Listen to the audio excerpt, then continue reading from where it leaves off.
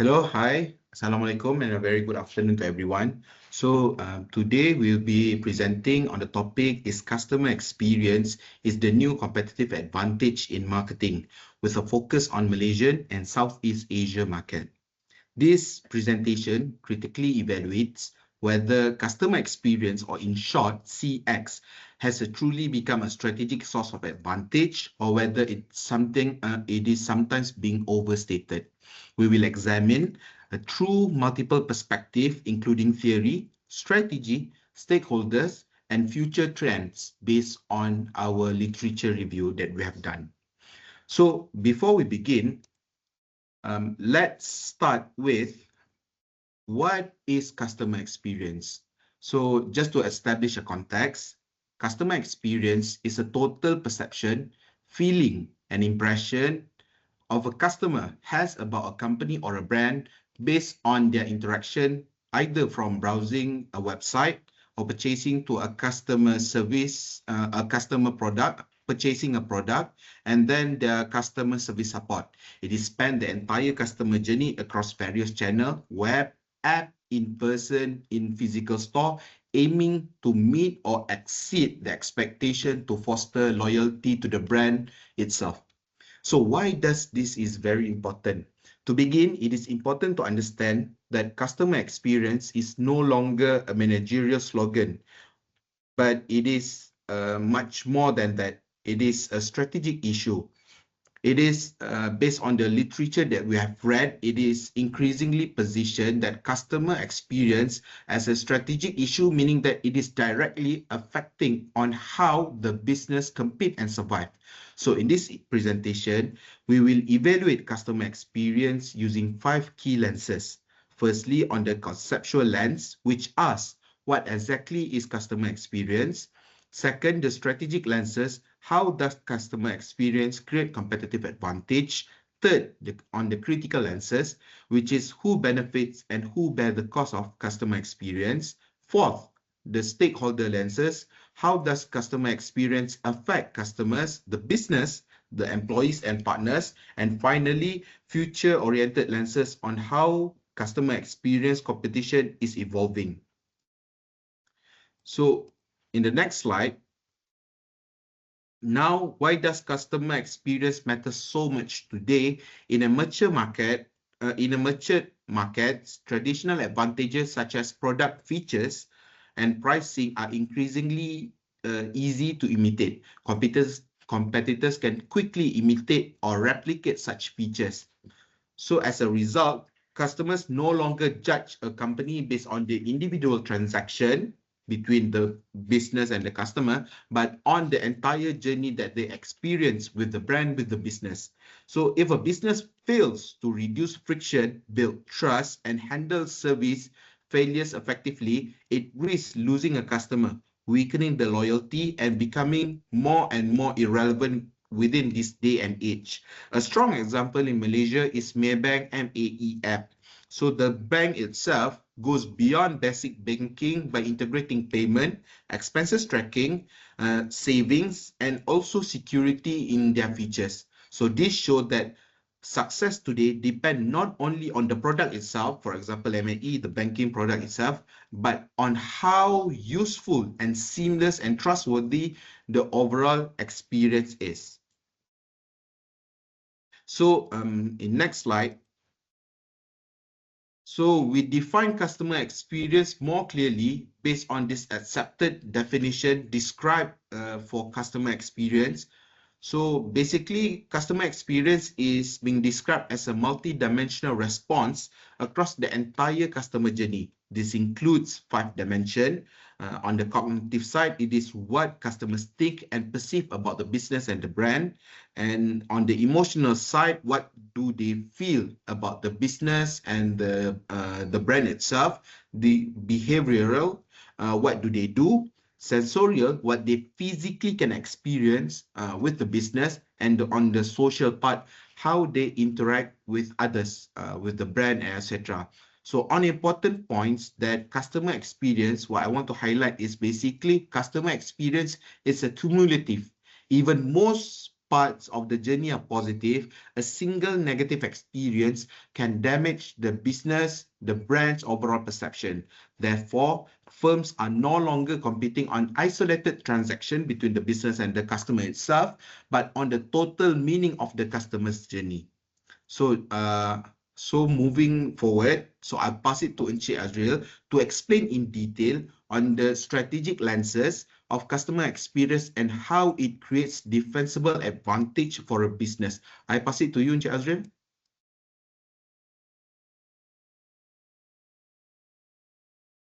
Thank you, Encik Izzuddin, for your explanation. Okay, I'm going to present to you the theoretical perspective of customer experience. So to understand the customer experience more deeply, we need to look at a different theoretical perspective. So the first one is actually the first one is experience economy. Experience economy suggests that experience themselves are a source of value beyond goods and services. The second one is service dominant logic. Service dominant logic explains that value is not delivered by the firm alone, but co-created with the customer itself. And the third one is relationship marketing highlights that customer experience build trust, loyalty, and also long-term relationships. The fourth one is from a competitive strategy perspective. The customer experience only matters if it is difficult for competitors to imitate. The final one is a critical perspective remind us that customer experience can also create a negative effects, such as increase in surveillance or emotional pressures on employees. Next slide, please. Okay, now we move to the next slide, which is the competition has shifted from offers to journeys. So one of the major theme is that competition has shifted from individual offers to entire customer journey. Instead of focusing on only the products, firms now compete on how smooth, convenience, and meaningful their customer experience are. Key factors include convenience, maybe continuity, and also emotional reassurance. Just an example in Malaysia, I think Grab Malaysia, they integrate rides, food delivery, rewards, and partner services into a single experience. So the customer itself, they have a very good customer experience using the single one apps. The customer, I think the customer do not see this as a separate service, but but as one continuous journey itself. Next slide, please. Okay, next one is we move to the customer journey is a unit of value creation. So another important idea is that the customer journey itself is a value of creation, it's a unit of value creation. This journey include three stages, which is pre-purchase, purchase, and also post-purchase. A firm cannot succeed by excelling in only one stage while neglecting others. So they need to focus on the three stages of value creation. Just for an example, in Watson, Malaysia, they provide a smooth, clean, and click and collect and return processes, showing that fulfillment recovery are just as important as browsing. So next slide. So then, in terms of co-creation, customization, and authenticity matters, this literature also reject the idea of passive customers. Customers actively participate in shaping the experience. Customization increases relevance, while authenticity ensures the experience feels genuine. However, I think there's a critical insight here. More design is not always better. If the experience feel forced or maybe artificial, it can actually create a dissatisfaction rather than a value. So I think that's all from me. I will pass to my colleague Encik Azwan to explain on the digital environment intensify the customer experience competition. All right, thank you very much, Encik Azril, for the insightful sharing. All right, okay, now I'd like to share with all of you the next topic of my presentation is related to digital and related to, critical, who are going to gain from the customer experience. Now, based on the what has stated in the slide, is related to digital and phygital environments intensify the customer experience competition. All right. Okay. Before that, allow me to just brief to all of you what is phygital is all about. Phygital refers to the seamless integration of physical and digital experiences where offline interactions such as in-store services or face-to-face engagement are enhanced by digital technologies like apps, data, or automation to deliver a more connected, convenient, and personalized user experience. All right.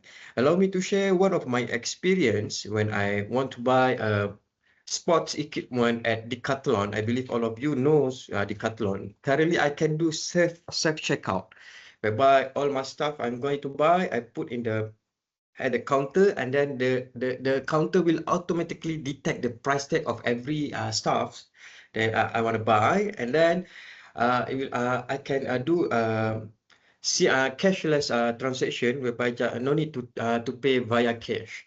Okay, aside, allow me to share with you. Currently, we no need to bring our own cash. We can just use our phone to proceed with the payment. All right. So, in today's environment, digital platforms are not just delivery channels. They are part of the experience itself.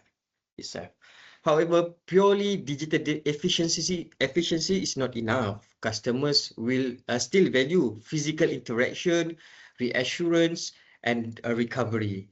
In Malaysia, another example in Malaysia, examples include MAE, Scan and Pay, and Do It Now QR, which integrate online and offline experiences seamlessly. All right. Okay, we move to the next slide.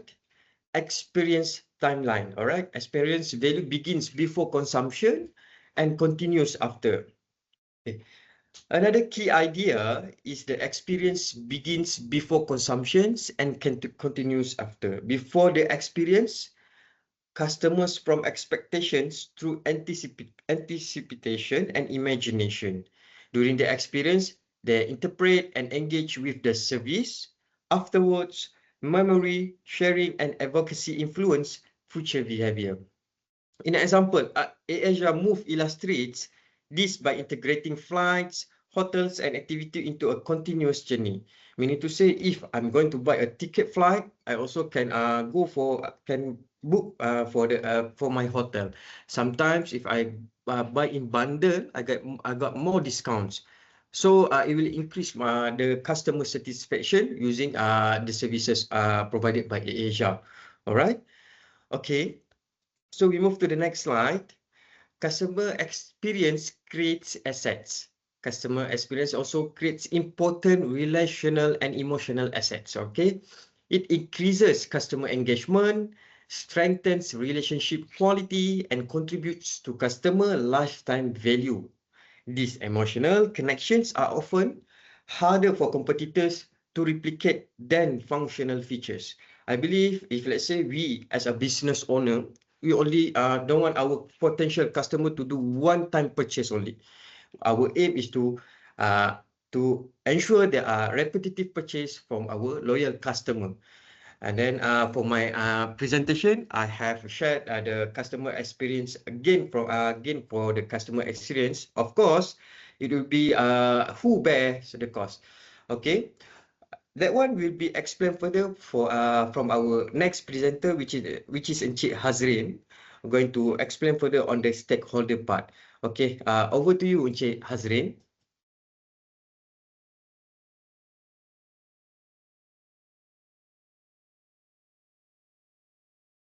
Hi, thanks a lot, Jaswin, for the brief. So next, let's focus on the customer experience and the competitive advantage in terms of our stakeholder for broader ecosystem facts. So can we go to the slide, please?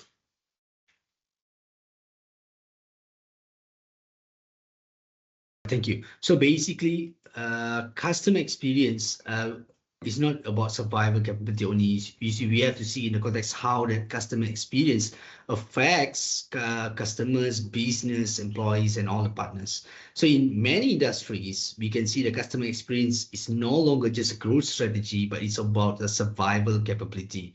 So strong customer experience helps retain the customers, protect the reputation, and maintain resilience during certain uncertainty.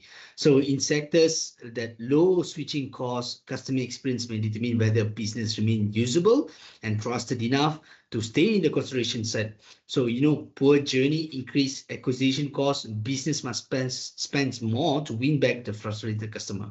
Let's look at the next slide, please. So what we want to see the first is the content who gains actually from a strong customer experience. So there's a four big elements here. What we can see, number one will be the customer itself, and number two, in terms of the business, employees, and also the partners and merchants. So in terms of customers, we can see we have a lower frictions where the customers will enjoy convenience and reduce friction. So, because they eventually become more confident when you have a good customer experience. So in terms of business context, the business can gain loyalty from the customer and they will have a repetitive purchase from the customers itself, whereby in employee, they may face a few complaints because they find that when the customer experience is gained in relationship of less complaints because they are happy with whatever the products has been exposed to them. So the lastly will be in terms of the partners benefits. So partners benefits from a smoother transaction, especially as what Mr. Azwan mentioned just now, when you do any transaction digitalized. So when you have a seamless transaction, seamless technology, so that will give a confidence in terms of partners and also by the merchants itself. Can we go for next? So where we see the first one who gains actually, let's look in who bears the cost of this customer experience. As who gains, they are the one going to bear all these costs. Let's look at the customer's perspective. In terms of the customer perspective itself, customer may sacrifice certain privacy, especially in terms of over personalization. In the context of, when AI or marketing system use excessive user data, they will resulting in response that feel forced, intrusive, or socially inappropriate rather than being helpful. Because certain people, they really care much about their privacy when you go too much into digitalization. In the second context, if in terms of employee, they might have experienced increase in emotional labor. You see, when too many things happening, they have to exhaust themselves to satisfy all the customer experience that they need to gain from the customer itself. So in terms of merchants, whereby the merchants will become depending on the larger platform. So let's say certain larger platform will create certain standardization, which they have to adhere to all the policies that have been set by these big scale businesses. So the businesses themselves, they might be risk of over-investing visible experience design while under-investing product quality or affordability. An example that we have seen Touch and Go failure in their business journey, where they illustrated good customer experience, claims collapse when recovery is too slow and unclear. So as you can see that Touch and Go issues show how poor recovery shift from cost to the user perspective. Let's go to the next slide. So, however, this customer experience is not a universal formula. As mentioned, that the literature does not support the simplicity view that customer experience always outweighs product quality, price, distribution strategy, as mentioned by other Akadan. So different sectors prioritize different customer experience dimension. In example, that if we go for a grocery, the customers prefer like a efficiency method most of them. In terms of travel industry, they look forward in terms of emotions are more important. In the platform of businesses, coordination across the partners is the key takeaway from this day. So every different platform has different kind of emotional, different kind of customer experience to be provided. So let's look at the next slide. So finally, what we can see is what could be the potential dark side of the customer experience. So there's a 8 values that we have to look in terms of overload, broken promises, opaque recovery, poor automation, digital exclusion, data salute, and employee disengagement. And also the lastly will be the reactive services. So in terms of this, it can lead to frustration, fatigue, and digital exclusion. As mentioned by Seychelles, shows that poor online experience increase frustration and web booming intentions. And Abid also mentioned that co-creation and co-destruction coexist. So customer may interpret the same touchpoint differently. So digital dependency is actually depend by marginal users. So whether they are in the urban or different kind of morphologies, so the experience is not equally to all of them, because not all customer benefit equally, especially those have limited access to the technology. So I believe that would summarize what is the main stakeholders involvement in here. Next, I would like to invite Mr. Zulazri, whom will be brief more in context of a future-oriented, where customer experience competitive is heading in future. Please, Mr. Zulazri.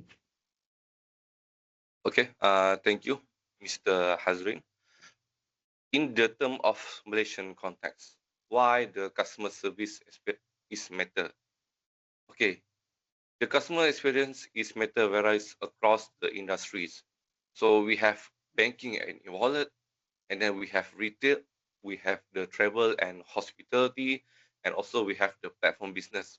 For the banking and e-wallet, customer more relies on the trust, reliability, and security. For retail, it is focused on convenience and fulfillment.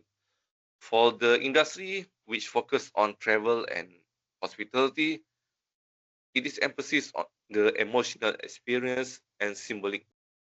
And then for the platform business, the customer experience is shaped by the ecosystem coordination, which consists of partners, merchants, and providers. And of course, there will be limitation on this matter. Next slide. So the limitation and unresolved gap in the evidence base, based on the research, the cross-sectional bias, because most of the evidence come from survey or context-specific qualitative work, causal and anecdotal claim remain unlimited. So most of the studies are short-term and survey-based, and then there is a limited evidence on long-term profitability and survival. Southeast Asia Southeast Asia, in the term of Malaysia, which is placed in Southeast Asia, is also underrepresented. Next slide. So for the future directions, looking ahead, customer experience is expected to evolve in 3 main waves. Which is the first one is an ecosystem-based competition. Second is a predictive personalization, and then for the third one is a stronger focus on security and trust. So basically, all these 3 is the most important for customer experience. For how does the customer experience in Malaysia evolve? Okay, so for the business, for the business one, it will compete through bundle journey, and then for the predictive one, we need to know what is the consumer behavior for the next maybe 3 to 5 years, and then for the transparency for the security more on the trust and transparency. So for the next slide, sorry, for the prospective stakeholder consequence, so the other future impacts will be as follow: the customer gains anticipatory journey, firm gains retention and intelligence, employee need new capabilities, and then the smaller firm use platform infrastructure such as the e-dagang, the e-business platform. Okay, and then While this development brings benefit, they also create challenges. And then the customer also may become more dependent on platform, and expectation on the product for what the business we produce is also will rise and increase. Okay, next. So the conclusion. Okay, so does the customer experience in the competitive advantage? The answer is yes, but with conditions. It is not always superior to price or product, but it is increasingly important for survival, loyalty, and resilience. Okay, so what we can see, just the four condition advantage, survivability meets all the effect, also strategic evolution. Okay, for the final statement, to conclude, the customer experience is not replacement for strategy. Instead, has become one of the most important arenas where strategy is applied. And then the key question is no longer whether the customer experience is better, but under what condition, for whom, and what cost of it. Okay, so thank you very much for presenting for our group 3 presentation. And I want to thank you for all my member. Thank you very much.